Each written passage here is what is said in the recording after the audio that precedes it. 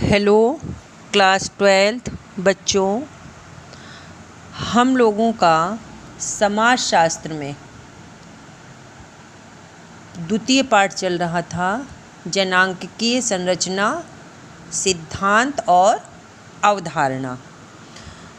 तो इसमें कल हम लोगों ने भारत में सामाजिक जनांकीय इसके बारे में पढ़ा था। तो इसमें कुछ पॉइंटों को आपको बताया था, जिसमें पहला पॉइंट था भारत में जनसंख्या वृद्धि, और दूसरा पॉइंट था हमारा जनसंख्या का घनत्व, और तीसरा था जन्म दर तथा मृत्यु दर, और अब चौथा पॉइंट है हमारा स्त्री पुरुष अनुपात। तो स्त्री पुरुष अनुपात जो है, इसमें जनसंख्या के अंदर स्त्रियों और पुरुषों के अनुपात में भिन्नता पैदा होती है। जैसे यूरोप के शिक्षित समाजों में स्त्रियों और पुरुषों का अनुपात काफ़ी समान पाया जाता है, और उसी जगह भारत में 1951 की तुलना में 2011 तक पुरुषों की तुलना में स्त्रियों की संख्या कम होती गई।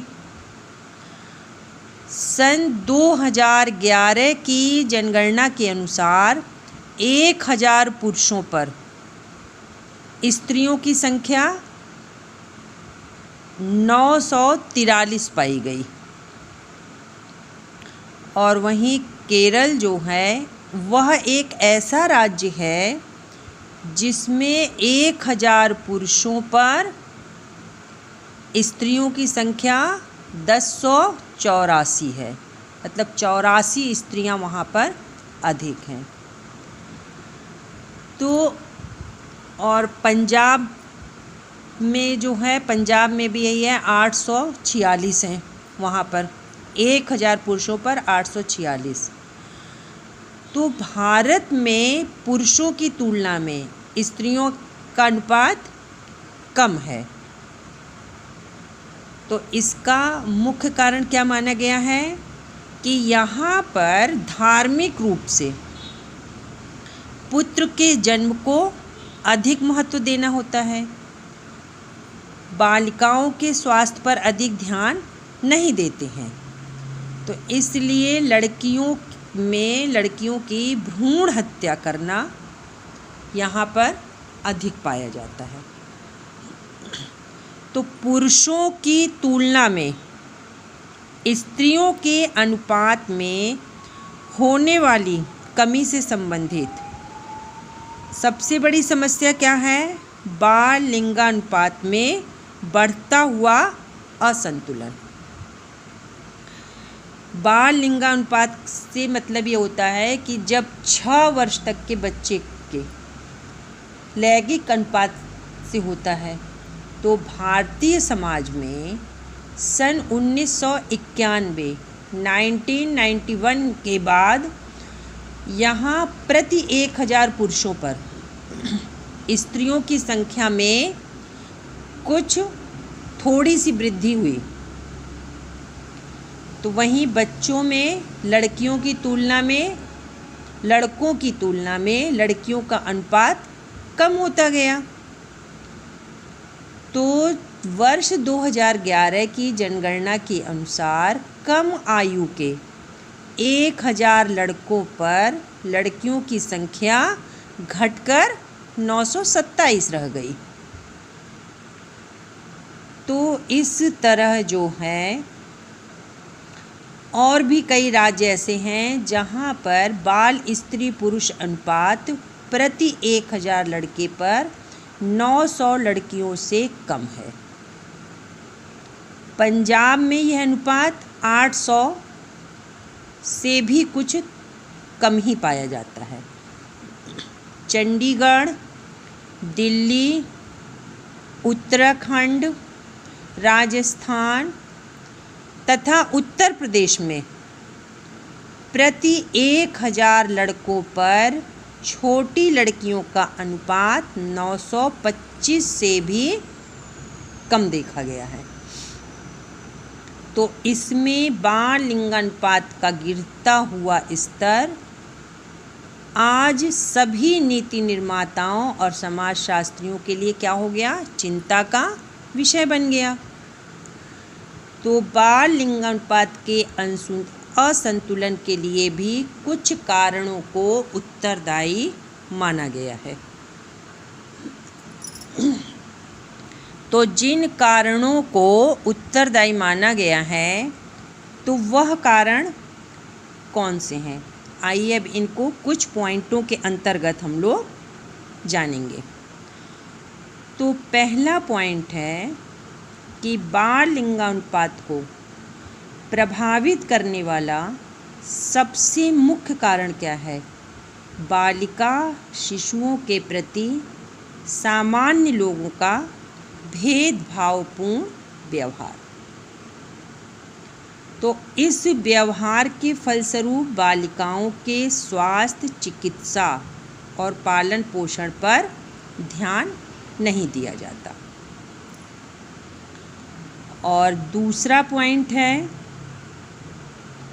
अल्ट्रासाउंड और चिकित्सा की अनेक आधुनिक तकनीकों से यह ज्ञात हो जाता है कि जन्म लेने वाले बच्चे का लिंग क्या है। तो बड़ी संख्या में जो होने वाले गर्भपात हैं वे बालिकाओं के जन्म देने से होता है।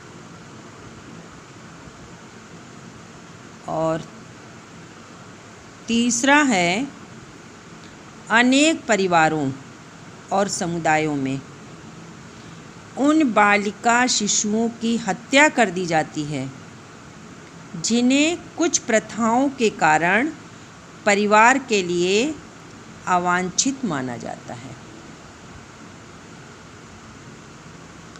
और चौथा है समृद्ध परिवारों में माता पिता केवल 1 या 2 बच्चों को ही जन्म देना चाहते हैं, तो इसलिए वे अपनी पसंद के अनुसार लड़के या लड़की के जन्म को प्राथमिकता देते हैं। तो इसमें क्या ये सही बात है, ये सच है कि बच्चे के जन्म से पहले उसके लिंग की जानकारी रोकने वाला कानून 1999 से लागू है, लेकिन यह अधिक प्रभावपूर्ण आज तक नहीं हो पाया है। और पांचवा है महिलाओं में व्याप्त भारी अशिक्षा के कारण स्वयं महिलाएं भी पुत्री के जन्म की तुलना में पुत्र के जन्म को अधिक महत्व दे रही हैं। तो उनकी इस मानसिकता से भी बाल लिंगानुपात का संतुलन बिगड़ता जा रहा है। और अब ये था हमारा स्त्री पुरुष अनुपात में चौथा पॉइंट। और अब हमारा इसी में पांचवा पॉइंट है जीवन अवधि। तो जीवन अवधि जो है यह विकसित देशों की तुलना में भारत में जीवन अवधि अथवा लोगों की औसत आयु क्या है, बहुत कम है। और स्वतंत्रता के बाद होने वाले आर्थिक विकास, स्वास्थ्य सुविधाओं के कारण जीवन अवधि में सुधार हुआ। सन 1951 में लोगों की औसत आयु जहां केवल 32 वर्ष थी, वही वर्ष 2011 तक औसत आयु 67-60 वर्ष हो गई। इसका कारण क्या है कि जन्म के समय बच्चों की मृत्यु संख्या में भारी कमी होना और बढ़ती हुई शिक्षा से भी लोगों के स्वास्थ्य के प्रति जागरूकता बढ़ गई। तो साधनों के अभाव में निर्धन वर्ग में जीवन अवधि कम है और मध्यम और उच्च वर्ग में जीवन अवधि अधिक पाई जाती है। तो अब आपको एक तालिका और बता देते हैं भारत में जीवन अवधि। तो इसका कॉलम बनाएंगे, पहले वर्ष का बनेगा, फिर पुरुषों में और दूसरा स्त्रियों में। तो पुरुष वर्ष में लिखेंगे 1951 में, पुरुषों में लिखेंगे 32.40 और स्त्रियों में लिखेंगे 31.70। 1961 में पुरुषों में 41.90 और स्त्रियों में 40.60। और 1971 में पुरुषों में 46.90 और स्त्रियों में 44.70। 1981 में पुरुषों में 50.90 और स्त्रियों में 50.00। और 91 में पुरुषों में 58.60 और स्त्रियों में 59.00। फिर 2001 में पुरुषों में 64.70, स्त्रियों में 65.10 और 2011 में पुरुषों में 67.10 और स्त्रियों में 68.30। और अब आ जाइए, छठवां पॉइंट है आयु संरचना।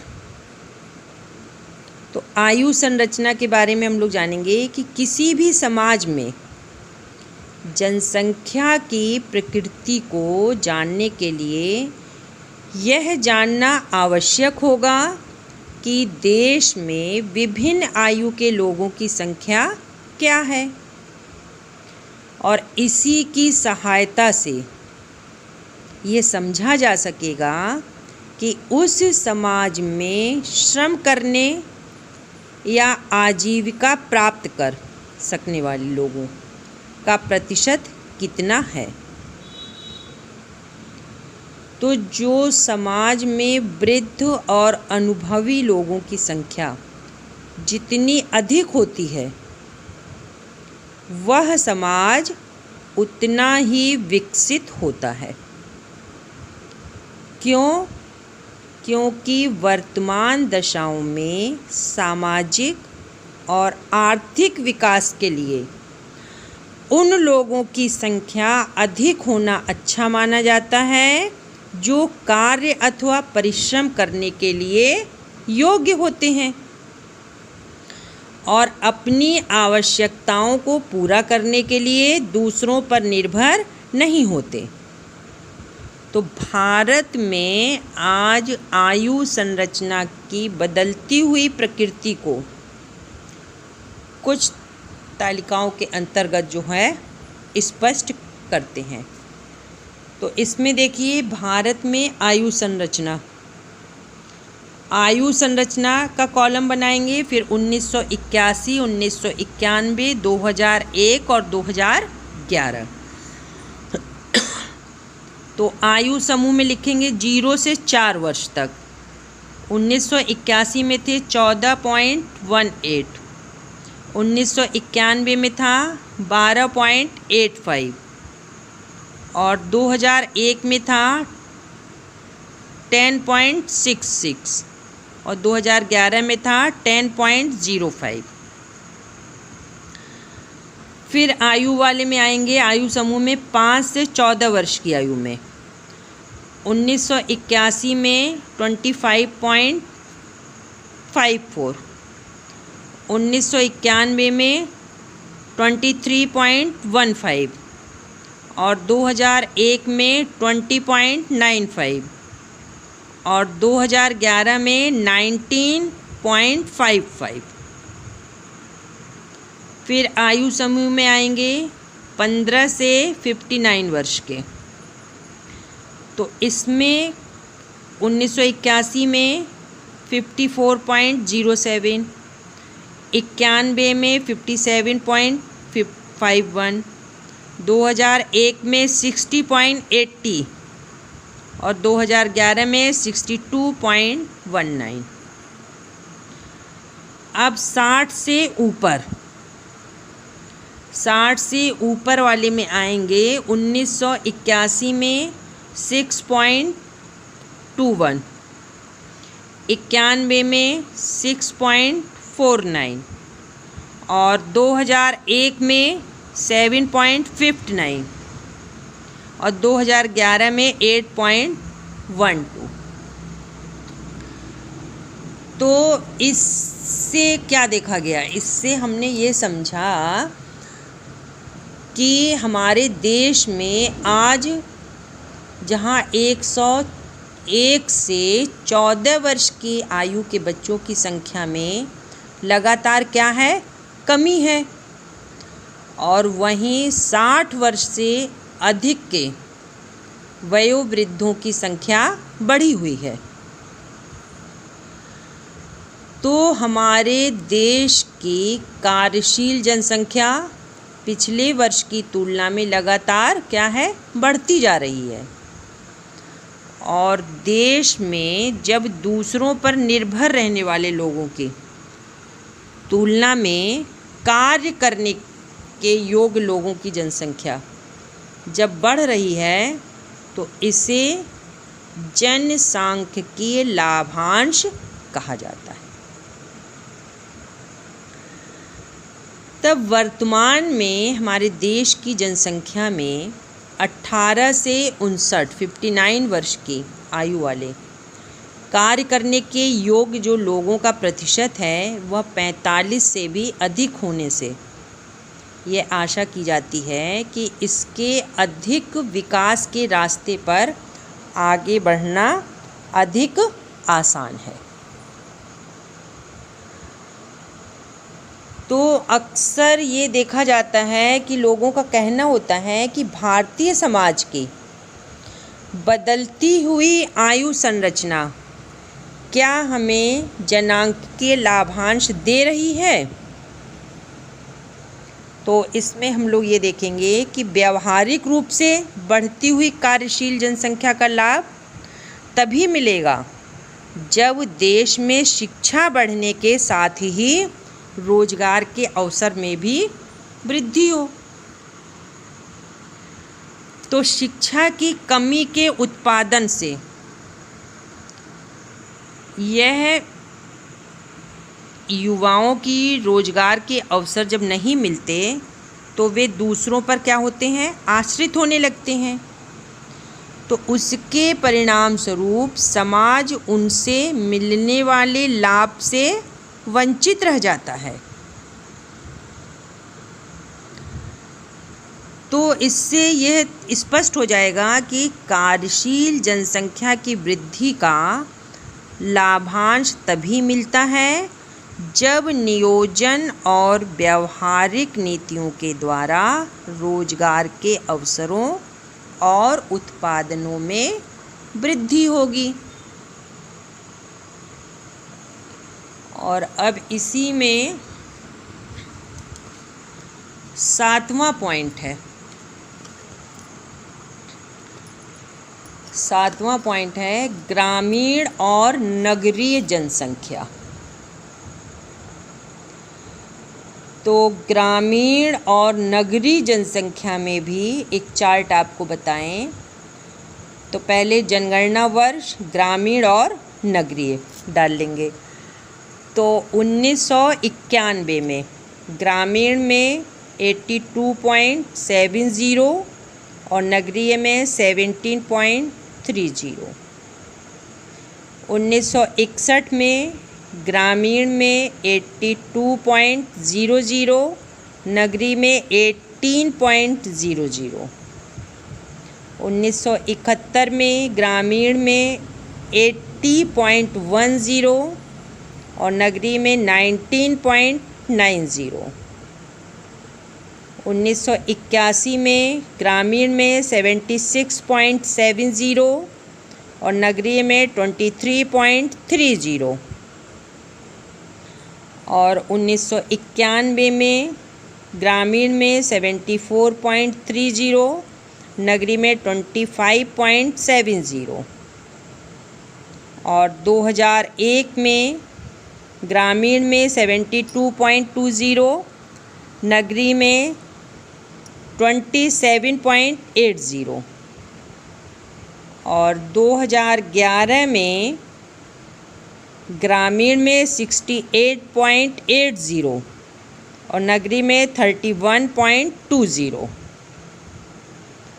तो इस तरह भारत में वर्ष 1991 की जनगणना के समय ग्रामीण जनसंख्या का प्रतिशत 82.0 से भी अधिक था और वर्ष 2011 में यह प्रतिशत घटकर 68.80 रह गया।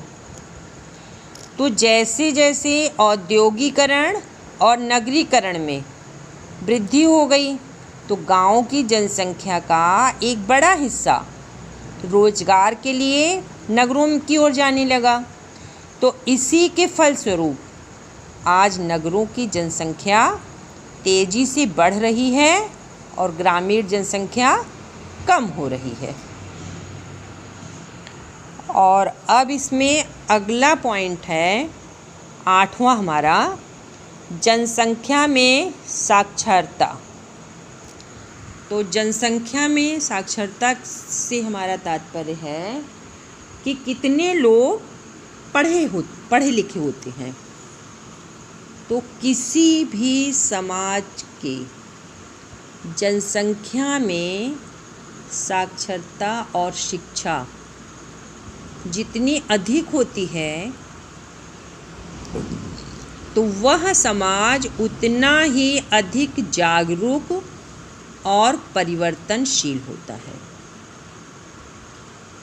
तो भारतीय समाज की जनसंख्या में स्वतंत्रता के समय केवल 18.33% लोग साक्षर थे। इनमें वे सभी लोग शामिल हैं जो केवल थोड़ा बहुत लिख पढ़ सकते थे। गाँवों और नगरों में बहुत बड़ी संख्या में प्राथमिक विद्यालय खुलने से साक्षरता में वृद्धि हुई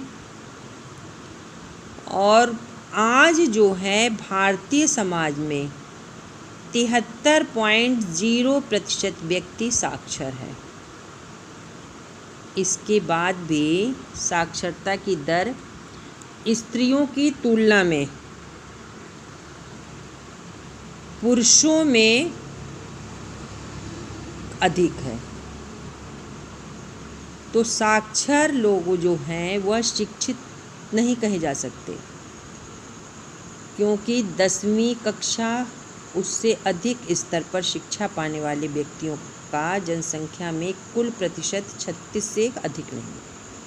तो इसी कारण भारतीय समाज का रूप आज भी काफ़ी परंपरागत बना हुआ है। तो इसमें साक्षरता का प्रतिशत बता दें आपको, वर्ष कुल व्यक्ति पुरुष और स्त्रियां। तो 1991 में कुल व्यक्ति थे 18.33 और जिसमें पुरुष जो थे वह 27.16 और स्त्रियां 8.86।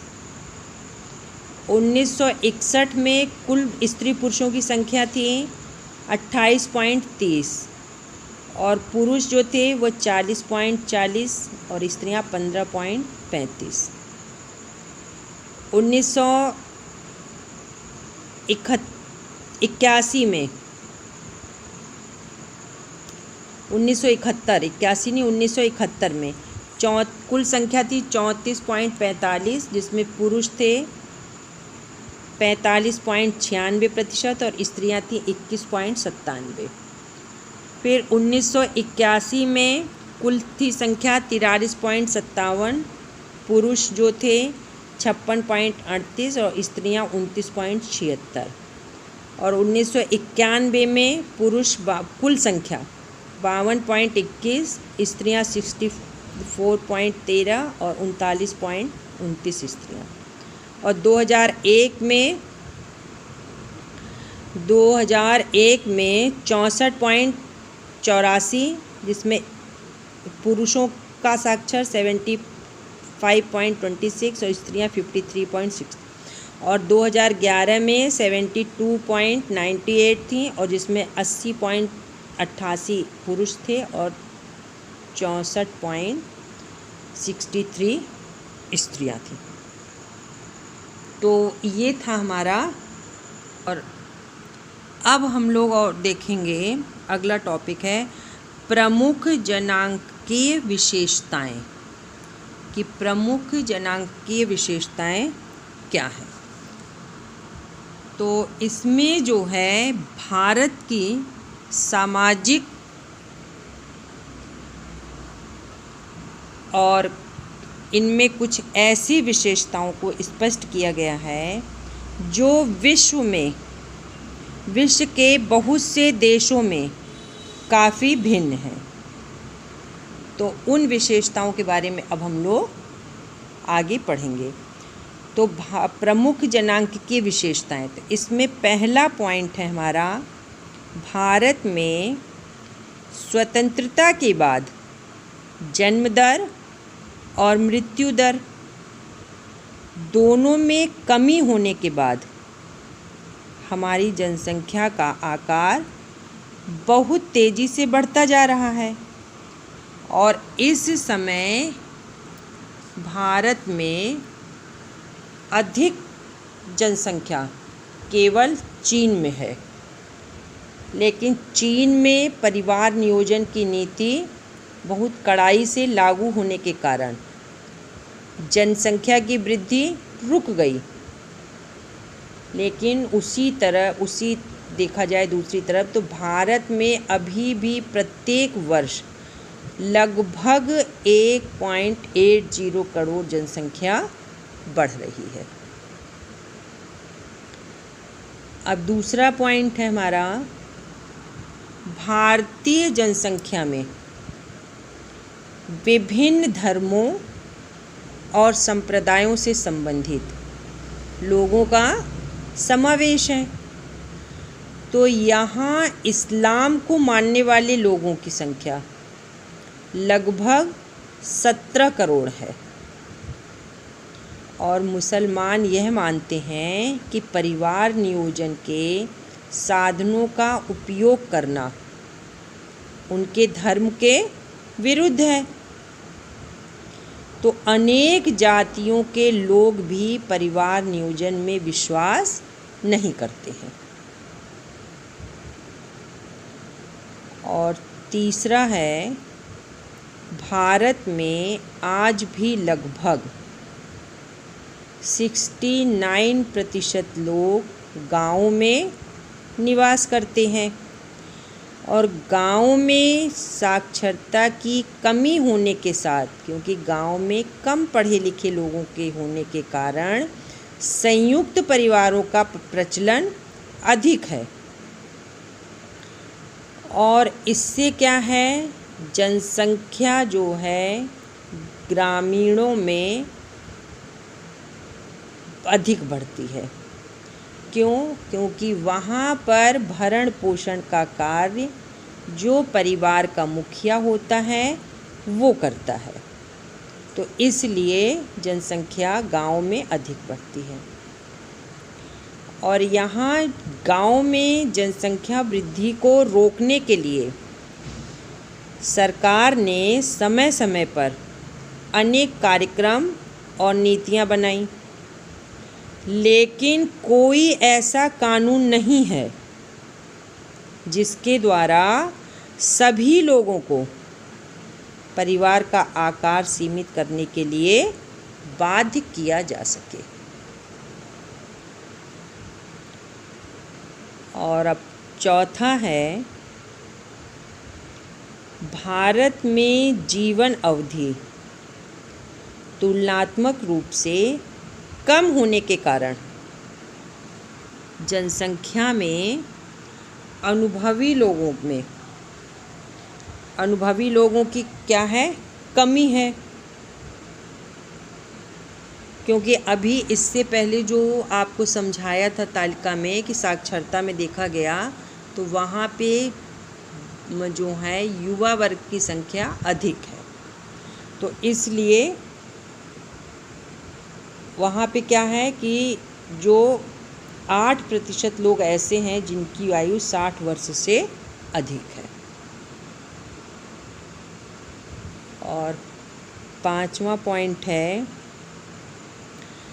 कि पिछले कुछ वर्षों में यहाँ एक महत्वपूर्ण परिवर्तन हुआ कि हमारे समाज की जनसंख्या में 15 से 59 वर्ष तक की आयु के लोगों की संख्या बढ़ी, और इस आयु वर्ग को कार्यशील जनसंख्या मानते हैं।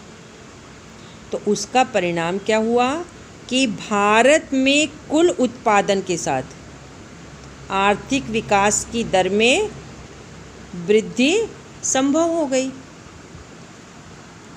और अब 6वां पॉइंट है कि स्वतंत्रता के बाद साक्षरता की दर में काफ़ी वृद्धि हो जाने के बाद भारतीय समाज के परंपरागत सामाजिक ढांचे में कोई विशेष परिवर्तन नहीं हुआ।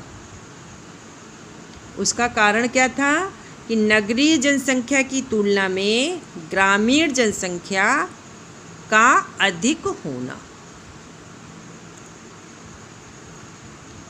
और अब 7वां पॉइंट है, जनसंख्या में शिशु मृत्यु दर आज भी काफ़ी अधिक है। पुरुषों की तुलना में स्त्रियों का अनुपात कम होने और उनके स्वास्थ्य संबंधी सुविधाएं कम मिलने के कारण सामाजिक संरचना में पुरुषों की अपेक्षा स्त्रियों की स्थिति आज भी अधिक कमज़ोर है। और अगला पॉइंट है 8वां, स्वतंत्रता के बाद जनसंख्या में स्थान परिवर्तन करने की प्रवृत्ति लगातार बढ़ रही है। तो इसी दशा को हम प्रवास अथवा स्थानीय गतिशीलता कहते हैं। स्थान परिवर्तन की प्रवृत्ति बढ़ने के कारण ग्रामीण जनसंख्या में कमी हो रही है और नगरों की जनसंख्या तेजी से बढ़ रही है। और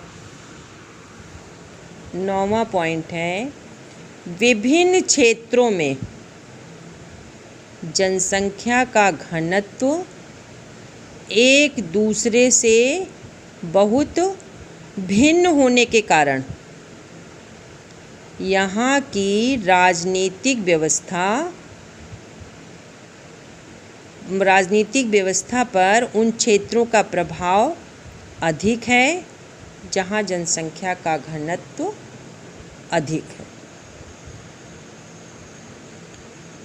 और 10वां पॉइंट है, भारतीय समाज की सामाजिक इसकी जो है इसकी मुख्य विशेषता विभिन्न धर्मों, भाषाओं, संप्रदायों, क्षेत्रों और सांस्कृतिक परंपराओं वाले लोगों का समावेश होना है। जनसंख्या की इसी विशेषता के कारण भारतीय समाज को एक बहुजन समाज भी कहा जाता है। तो जनसंख्या की इन सभी विशेषताओं से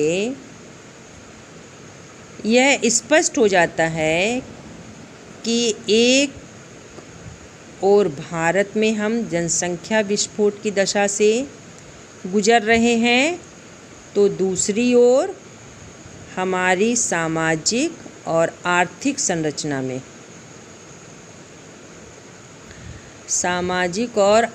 संरचना में परिवर्तन हो रहे हैं और जनसंख्या संबंधी विशेषताओं के आधार पर अपने समाज में प्रति व्यक्ति कम आय, निम्न जीवन स्तर, निर्धनता, बेरोजगारी, आवास, स्वास्थ्य सुविधाओं की कमी, इन समस्याओं के कारणों को समझना सबसे ज़्यादा आवश्यक है। तो ये हम लोगों का था अब कि क्यों जनसंख्या। अब हम लोगों का अगला टॉपिक होगा जनसंख्या विस्फोट अथवा अति जनसंख्या। तो जनसंख्या विस्फोट अथवा अति जनसंख्या, इसके लिए भारत की जो जनसंख्या निरंतर बढ़ रही है, तो जनसंख्या की वृद्धि हमारे लिए क्या है, एक गंभीर समस्या है। जनसंख्या की तीव्र वृद्धि के क्या कारण हैं जो हमारी प्रगति को सभी योजनाएं इसमें असफल हुए हैं। तो भारत में जनसंख्या वृद्धि के मुख्य कारण क्या हैं? भारत में जनसंख्या वृद्धि के मुख्य कारण जो हैं उनमें पहला पॉइंट है, आज इतना बता देते हैं। पहला पॉइंट है विवाह की अनिवार्यता तथा कम उम्र में विवाह, और दूसरा है संयुक्त परिवार प्रणाली का प्रभाव, और तीसरा है प्रचलित धार्मिक विश्वास, और चौथा है गर्म जलवायु, पांचवा है मनोरंजन के अन्य साधनों की कमी, और छठवां है गर्भ निरोधक सुविधाओं की कमी, और सातवां है पारिवारिक मान्यता, और आठवां है मृत्यु दर का घट जाना। तो इसमें हमारा जो ये हमारे 8 पॉइंट हैं, इन 8 पॉइंटों को आप लोगों को कल बताएंगे। और लास्ट में बच्चों आप लोगों से ये फिर पुनः कहा जा रहा है कि अभी तक जिन बच्चों ने अपना प्रवेश नहीं करवाया है, वह लोग अतिशीघ्र जाकर कॉलेज के कार्यालय में, इंटरमीडिएट में अपना 9 और 10, 11 और 12 इन चारों क्लास के बच्चे अपना प्रवेश ले लें, क्योंकि 5 अगस्त लास्ट तारीख है प्रवेश लेने की, अंतिम तिथि है प्रवेश लेने की। यदि आपने प्रवेश नहीं लिया तो 9 और 11 के बच्चे, उनका रजिस्ट्रेशन फॉर्म नहीं भरा जाएगा, जिससे आगे उनको पढ़ाई में व्यवधान होगा। तो इसलिए 9 और 11 के बच्चों को भी अनिवार्य है लेना, और 10 और 12 के बच्चे, उनके लिए भी अंतिम तिथि 5 अगस्त है। अगर वो अपना एडमिशन प्रवेश नहीं लेंगे तो उनका ट्रेजरी शुल्क जमा नहीं होगा। जितने बच्चे 10 और 12 में प्रवेश लेंगे उन्हीं बच्चों का ट्रेजरी शुल्क जमा होगा, अन्यथा और लोगों का नहीं होगा। तो इसलिए यदि ट्रेजरी शुल्क जमा नहीं होगा तो आप बोर्ड परीक्षा से वंचित रह जाएंगे और आपका साल भी बर्बाद होगा। तो इसलिए किसी भी तरह से आप लोग अपना प्रवेश जाकर अतिशीघ्र ले लें, क्योंकि 5 अगस्त लास्ट डेट है, अंतिम तिथि है। इसके बाद फिर आप लोगों को प्रवेश नहीं मिल पाएगा। तो जिन्होंने ले लिया है वो लोग अपने आसपास, अपने दोस्तों सभी को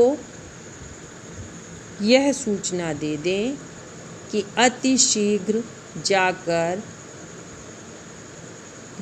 4-5 तारीख तक सभी लोग अपना प्रवेश ले लें, नहीं तो बोर्ड परीक्षा से वंचित रह जाएंगे।